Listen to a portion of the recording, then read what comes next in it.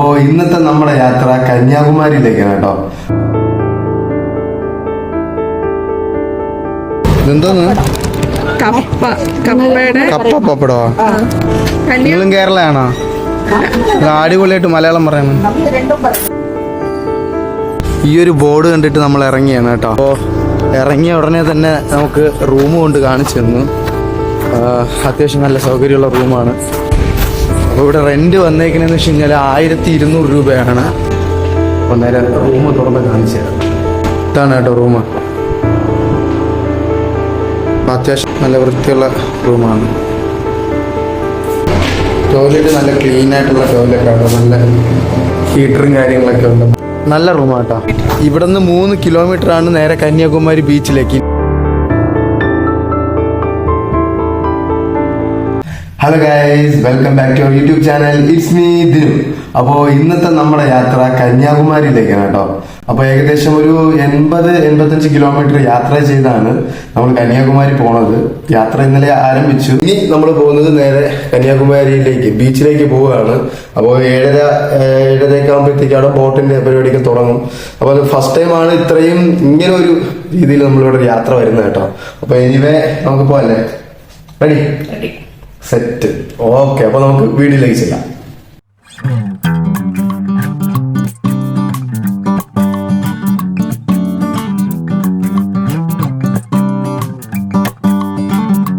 Guys, finally നമ്മൾ നേരെ കന്യാകുമാരി എത്തിയേട്ടാ. നമ്മുടെ സ്വന്തം കന്യാകുമാരി.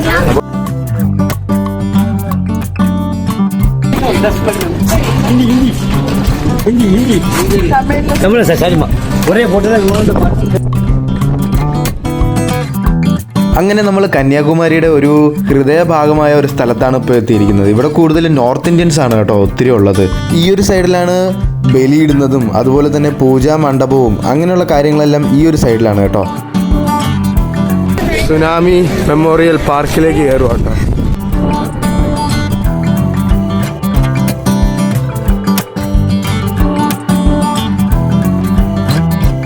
ഈ കാണുന്നത് ശംഖുകളാണ് കേട്ടോ. കടലിൽ നിന്ന് എടുത്തിട്ട് അതിനെ പോളിഷ് ചെയ്ത് വിൽപ്പനയ്ക്കായിട്ട് വച്ചിരിക്കുന്നതാണ്. തൊട്ടടുത്ത് തന്നെ കുടിക്കാനായിട്ടുള്ള വെള്ളവും നല്ല രീതിയിലാണ് കേട്ടോ ഇവിടെ ഇവർ മെയിൻറ്റെയിൻ ചെയ്യുന്നതും. അങ്ങനെ അവിടെയുള്ള ഷോപ്പിലൊക്കെ കയറി കാഴ്ചകളൊക്കെ കണ്ട് നമ്മൾ എടുത്തു കേട്ടോ ഒരു ശംഖ്. കന്യാകുമാരി എന്ന് എഴുതിയിട്ടുള്ള ഒരു ശംഖ്. നമ്മളീ പോകുന്നത് സൺറൈസ് പോയിന്റിലേക്കാണ്. ഇതുവഴിയാണ് വിവേകാനന്ദ പാറയിലേക്കുള്ള ബോട്ട് സർവീസ് ഉള്ള സ്ഥലവും. അന്യായ തിരക്ക് കേട്ടോ, വീക്കെൻഡ് അല്ലാഞ്ഞിട്ട് കൂടി.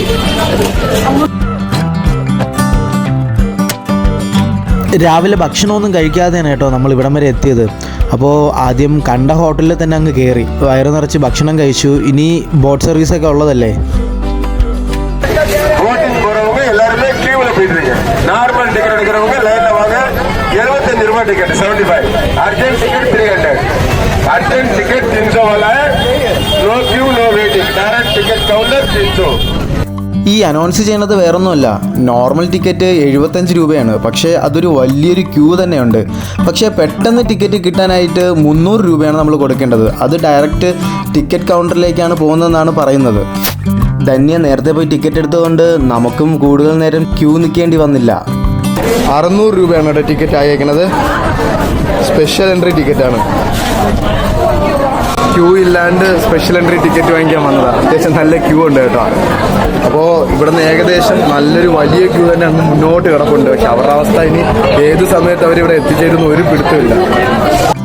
നമ്മളും ക്യൂ നിന്ന് ലാസ്റ്റ് സ്റ്റേജ് ഓഫ് ക്യൂവിലെത്തി കേട്ടോ. ഇനി ഇവിടെ നിന്ന് നേരെ നമ്മൾ ബോട്ടിലേക്കാണ് പോകുന്നത്.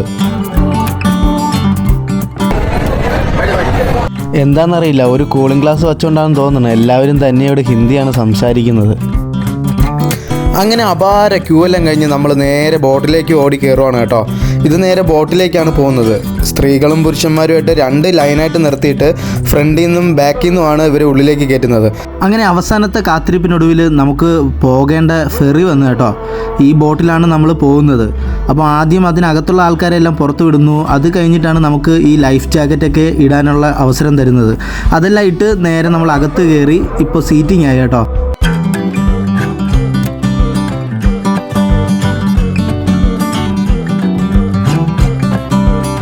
ഫൈനലി നമ്മൾ വിവേകാനന്ദ പാറയിലെത്തി കേട്ടോ.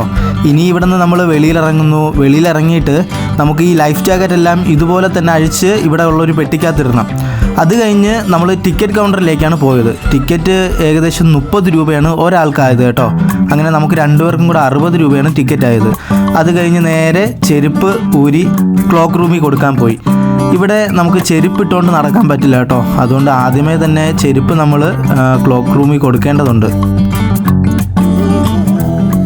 നമ്മുടെ ഇന്ത്യയുടെ തെക്കേ അറ്റത്താണ് കേട്ടോ ഈ കന്യാകുമാരി സ്ഥിതി ചെയ്യുന്നത്. ബംഗാൾ ഉൾക്കടലിൻ്റെയും അറബിക്കടലിൻ്റെയും ഇന്ത്യൻ മഹാസമുദ്രത്തിൻ്റെയും തീരത്തുള്ള കുമാരിയമ്മൻ ക്ഷേത്രത്തിൽ നിന്നുമാണ് കേട്ടോ നമ്മുടെ കന്യാകുമാരിക്ക് ഈ പേര് കിട്ടിയിരിക്കുന്നത്. സൂര്യോദയവും അതുപോലെ തന്നെ സൂര്യാസ്തമയവുമാണ് ഇവിടുത്തെ മെയിനായിട്ടുള്ള ആകർഷണം. അതുപോലെ തന്നെ ഈ ഒരു സ്ഥലത്തെക്കുറിച്ച് ഒത്തിരി ഐതിഹ്യങ്ങളുണ്ട്.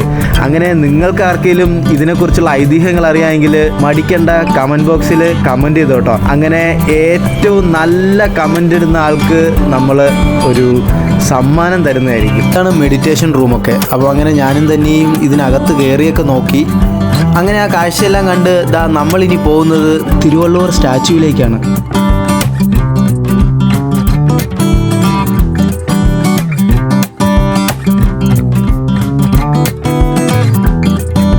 ഈ ട്രിപ്പിൽ നമുക്ക് ഏറ്റവും കൂടുതൽ എക്സൈറ്റിംഗ് ആയിട്ടുള്ള ഒരു അനുഭവം ഇവിടെ നിന്നാണ് കേട്ടോ കിട്ടിയത്. ധന്യയ്ക്കാണെങ്കിൽ അന്യായ പേടിയാട്ടോ. വേറൊന്നുമല്ല, ഒരു ഗ്ലാസ് ബ്രിഡ്ജാണ്. ഇതിപ്പോൾ വന്നിട്ട് ഏകദേശം 1 മാസമേ ആയിട്ടുള്ളൂ കേട്ടോ. അതുകൊണ്ട് തന്നെ എല്ലാം നല്ല അടിപൊളിയായിട്ടാണ് ഇവർ മെയിൻറ്റെയിൻ ചെയ്തിരിക്കുന്നത്.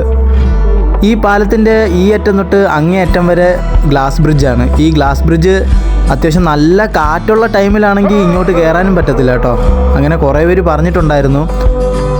വന്നപ്പോഴത്തേക്കും ഇവിടെ കയറാൻ പറ്റിയില്ല, ബിക്കോസ് കാറ്റിൻ്റെ പ്രശ്നം ഉണ്ടായിരുന്നത് കൊണ്ട് കയറാൻ പറ്റിയില്ല എന്ന്. പക്ഷെ നമുക്കെന്തായാലും നല്ല ബെസ്റ്റ് ടൈമായിരുന്നു.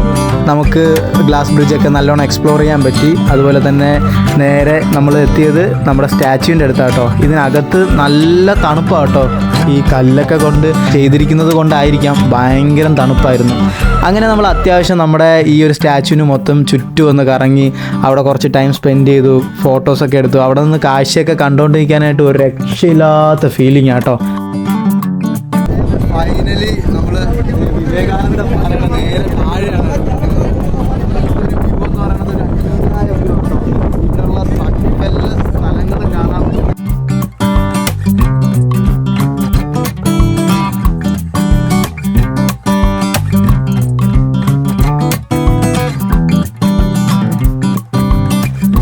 അങ്ങനെ അതെല്ലാം കഴിഞ്ഞ് നമ്മളിത് തിരിച്ചു പോവുകയാണ്. സെയിം പ്രൊസീജിയറാണ് ലൈനപ്പ് ചെയ്യുക. അത് കഴിഞ്ഞിട്ട് നമുക്ക് ലൈഫ് ജാക്കറ്റ് ഇടുക. ലൈഫ് ജാക്കറ്റ് ഇട്ട് നേരെ ബോട്ടിൽ കയറുക. ബോട്ടിൽ കയറി നമ്മൾ എത്തിയത് എവിടെയാണോ അവിടെ വന്ന് നേരെ തിരിച്ചിറങ്ങുന്നു. അങ്ങനെ നമ്മുടെ കന്യാകുമാരി ട്രിപ്പ് അവസാനിച്ചിരിക്കുകയാണ്. അടുത്ത് നമ്മൾ പോകുന്നത് പത്മനാഭപുരം കൊട്ടാരത്തിലേക്കാണ്. അപ്പോൾ അത് നമ്മൾ അടുത്ത പാർട്ടായിട്ട് ഇടുന്നതായിരിക്കും കേട്ടോ. So stay tune. Okay, bye. Thank you for watching.